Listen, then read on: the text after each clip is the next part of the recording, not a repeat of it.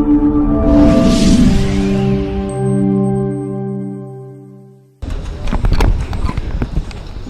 have come this morning, quite a team, because on the advice of a doctor, we saw Dr. Gikonyo last night and what he said. So although we may have wanted to come last night, but we realized that the second deputy president, Honorable Rigathi, needed a lot of time with the doctors. But this morning, we are privileged that Dr. Gikonyo has allowed some of us to see him. I have been able to see him along with Dr. Mheshimiwa Eugene Wamalwa and Senator Nyutu on behalf of the senators who are here. So we thank God that he looks stable, and of course it is upon the doctors to continue concluding the investigations that they were doing. So that is what we can say as of now. We all watched what happened in the Senate, and some of you may have seen the interview that I conducted on Citizen Television, where I predicted that things were going to move very, very fast. The whole thing predetermined. I once was Deputy Speaker of Parliament, and one of the worst mistakes you can make as a legislator is to anticipate debate. The whole National Assembly anticipated the outcome of the deliberations of the Senate. But we want to thank the senators. We want to thank the legal, as has been said, it is historic, and it's all because of Constitution 2010, which is why we are saying he is the second deputy president. Even as we speak, he is still deputy president. So I was the 10th vice president. Eugene Wamalwa's elder brother was, what version was it? The eighth. The eighth. So these things are important. It's part of our history. It's part of our heritage as a people. And we are in the process of consolidating our nationhood as a country within the community of nations. But what happened in the Senate last night was, as historic as it was, it had serious flaws. And clearly, I think Kenya should expect a protracted legal arguments, because we didn't even discuss this with the Honorable Gachagua, but we are aware that his teams have already moved to court. It's expected. And as senior counsel, I can tell you that you cannot, the law of natural justice demands that no person, man or woman, shall be condemned unheard. And it was all there. Senior counsel Paul Muite, leading a very strong team, were able to argue with regard to what the Constitution at Article 145 5B says. Before the vote, before the Senate took the vote, they could only do so after affording an opportunity to Deputy President to defend himself. There were other arguments, of course, by senior counsel Jim Orengo and Tienda Molo on the other side, and Gumbe. Yeah, so we respect all of that. But truth be told, this whole thing smacks of injustice, gross injustice, political manipulation, and all of us know this is a political trial.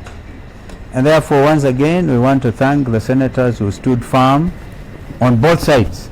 We can't condemn even those who voted for the impeachment. We can't condemn. They did what was their their responsibility regardless of what may have happened in the back rooms or wherever. And then the country continues to learn a lot from this impeachment process. So once again, we wish Mheshimiwa Rigathi Gachagua a very quick recovery, and we thank God that he has spared his life. He is the giver of life, and by his stripes we believe that Gachagua will be healed. Kama kuna kitu mwenzangu angeongeza, anaweza kuongeza, and one senator maybe, ones who are on the kwa Kiswahili ndio nikusema, basi nikusema kwamba tumemwona pata fursa ya kumwona Mheshimiwa Rigathi Gachagua,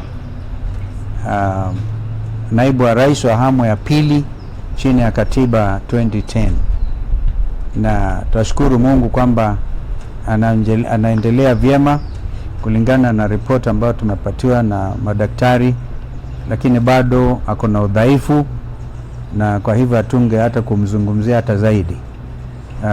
Tunamtakia kila laheri, lakini huku tukizidi kumtakia uponyaji wa haraka, hatuna budi ila pia kuangazia yaliyofanyika jana kwa seneti. Tuwapongeza wale maseneta ambao walichukua msimamo wake katiba, lakini kama wanasheria, mimi mwenyewe najiunga wazi na yale ambayo Mheshimiwa Senior Counsel Paul Mwite aliyazungumzia juu ya ukiukaji wa sheria kikatiba na mambo yao, na hayo maneno ni wazi yataangaziwa kindani sana kwa mahakama. And we continue to insist that the last line of defense for the future of this country remains our judiciary. So we want to urge that justice reign. Heavens may fall, but may justice reign. May justice reign in our courts. May there be men and women able to avoid a situation of state capture. As we have said, this country's economy is under state capture. We all have said it openly before that the legislature itself is under capture by the executive. And we will, as a people's loyal opposition, continue to talk to Kenyans, have conversations about that fearlessly, knowing that this is a country under God. My colleague can add something.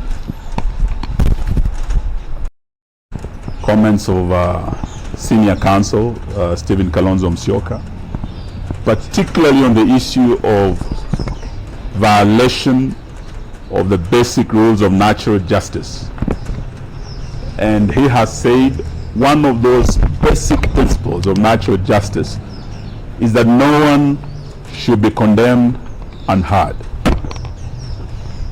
Yesterday was a sad day for this country because His Excellency Rigathi Gachagua, who had submitted himself to the jurisdiction of both houses of parliament and never missed a sitting, never was late, both in the National Assembly and in the Senate. And even when he was given the opportunity to sit as his charges were being read to him, he chose to face his accusers on his feet rather than on his knees. And he stood throughout the reading of the 11 charges. The last 2 weeks must have been very stressful for him. And as a human being, there's only so much stress you can take. His doctors have told us here today that when he was admitted here, he had serious chest pains. In fact, he had very high blood pressure. The stress he had gone through, he was short of getting a stroke. But they admitted him, they have managed him overnight. And we thank Dr. Gikonyo and his able team of doctors for the good care they have given His Excellency Rigathi Gachagua. But for Parliament, if we ever doubted that our Parliament is under capture by the executive, a very overbearing executive. Last night, from one of the local circles, he has not produced evidence for that one. And therefore, to my protection, that issue is already closed. In terms of the NIS address in Mombasa and why we complain about it, imagine, and I don't want to imagine that. Somebody was a member of Al-Shabaab, and the Deputy President, none other than the Deputy President, stood up and said our intelligence system has collapsed. Would that be the right time to strike? That is the risk that the country faced by that particular announcement. I thank you, Mr. Speaker. Thank you. Let us have the second witness.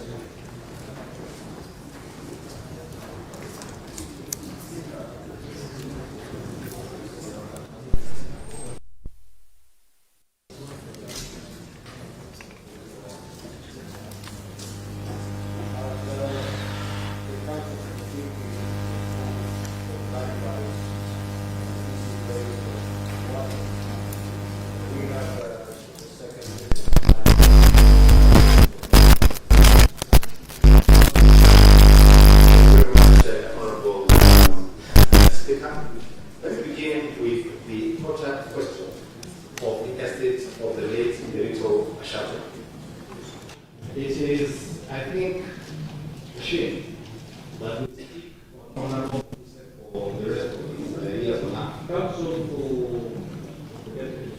Yes. There are very few clarifications that was given. We are not responding to the clarification by responding to the clarification. That those are the ones honorable Speaker, I have got a number of clarifications, especially on these issues. These are not. Thank you very much. Now, I began my examination of Honorable Mutuse yesterday with asking him how long he has practiced law and what law he has practiced. The problems you have as present as a quasi-judicial law are born out of inexperience of legal practice. If he has practiced in succession law, I'm asking the question.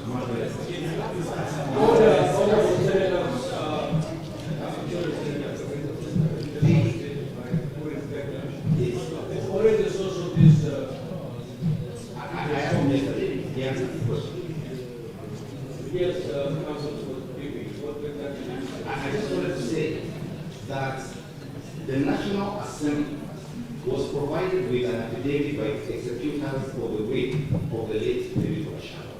It is before you. It is volume number 4, stated called the part affidavit of David Gachagua.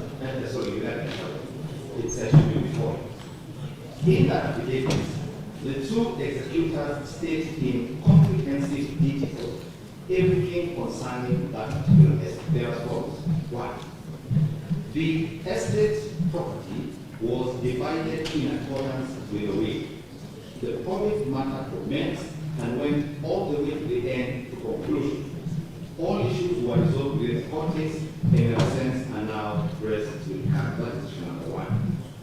Issue number 2, you will find in that affidavit between pages 11 and pages 19.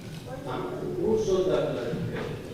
I was asked, the question was asked, I think, by Senator Jones asked. You don't respond to what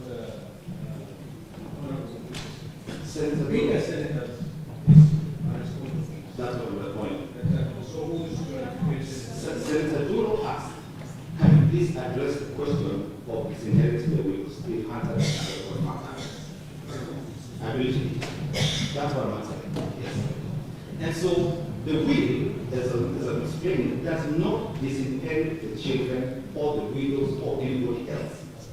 It is merely because in the motion brought before you, there were properties listed in the motion that were part of the estate. That is the only reason this estate has become the subject of proceedings before the Senate and the National Assembly.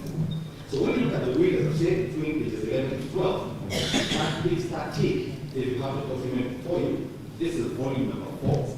There is a long list of how this estate was divided.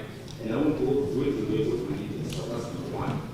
Number 2, you will see an affidavit by the executors, except the deputy president who did not sign the affidavit. These are the 2 remaining executors who have signed it. Explaining between pages 4 and page 9 everything that was done in accordance with the law and in accordance with the law of succession, and that no one's property was taken away. Senator Dulu, you know, proceed, Council. Yes. Now, I've been asked some questions about the issue of the Morocco video and about the shareholder agreements and whether 2 wrongs make a right.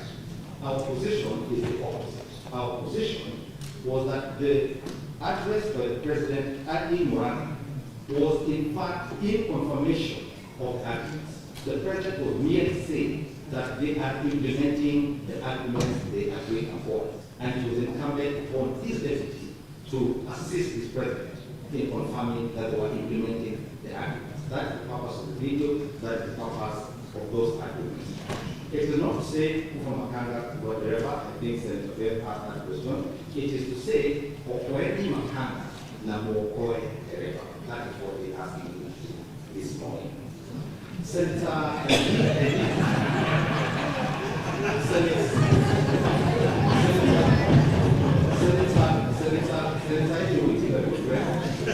has asked about the interrelation between Article 91 and Article 232 and how those interact with the agreement. If I would call your attention, or senators, to the contracts themselves again, I don't know if you have it. The contracts are in volume 3, and I'm referring you to page 429. At page 429, this is what the agreement is, and I'm reading, this is the primary agreement that was signed between UDA and between for Kenya and ANC. This is what it says. Further terms, parameters, and details of the sharing of positions of responsibility in the national government pursuant to this article shall be contained in a separate change to this agreement, which change shall be negotiated and executed before the date of the general election scheduled on 9 August. So there was subsequent agreement executed on how these shares will be divided and be implemented. That is issue number 1. Question number 2, the parties gave themselves some room, and you will see this at page 430. This is Article 22, Sub-Article G. Notwithstanding the content of this article, the founding member parties hereby commit to make any adjustments that may be necessary to accommodate the development priorities of other parts of the country to ensure equitable distribution of Kenya's national resources as well for the benefit of every citizen and every part of Kenya. When the Deputy President takes his stand, we will be demonstrating to you videos where both he and his boss, the President, went out of their way to say that the voting did not matter to how we are going to implement the development agenda. I think I was asked whether there are any contracts or agreements that were signed on behalf of Mount Kenya. I did not see any. We don't have any thus far. There were several contracts from Mount Kenya, but they did not appreciate anything. Then, an important question. The Deputy President did not say the government is a company when he was statement. He was making an example. Is yet a company. It was a tool to explain a document. That's what he was doing. I'm pressed for time here. Yes, Senator Rio asked a question about 2 wrongs making a right, and whether the current DP is conceding that because he did what the former DP did, that then he is guilty. Again, far from the truth. We are asserting, when you read the documents, the document at page 412, this is the article where the President spoke, the former Deputy President spoke in Moya. This is what he said. The Deputy President reiterated that he used to ask tough questions when attending the National Security Council meeting about schemes of money. It is something that has troubled me a lot, and that is why we have put it to the Kenya Government Manifesto that extrajudicial killing must come to an end. It is illegal and constitutional and offense every principle of the right of life. In law, there is no secrecy where crimes are committed or the violation of the Constitution. The Deputy President was merely following the mentorship of the man who occupied the office before him, and was not releasing any secrets that did not concern the legality or constitutionality. So that leads to the question of secrecy, I think that was asked. And because of shortage of time, I'll allow my another colleague, Mr. Elisha White, to come and answer the questions. Thank you very much, Honorable Senators, for your 10 minutes.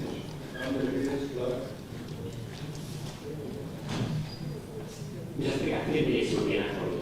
No, we need to know how much time you have. You have 2 minutes. Thank you, Mr. Speaker. Ongoya for the Deputy President. Proceed, Council. Thank you. To the question whether the Deputy President is aware that county governments are distinct, our answer is simple. Governments at national and county levels are distinct and interdependent.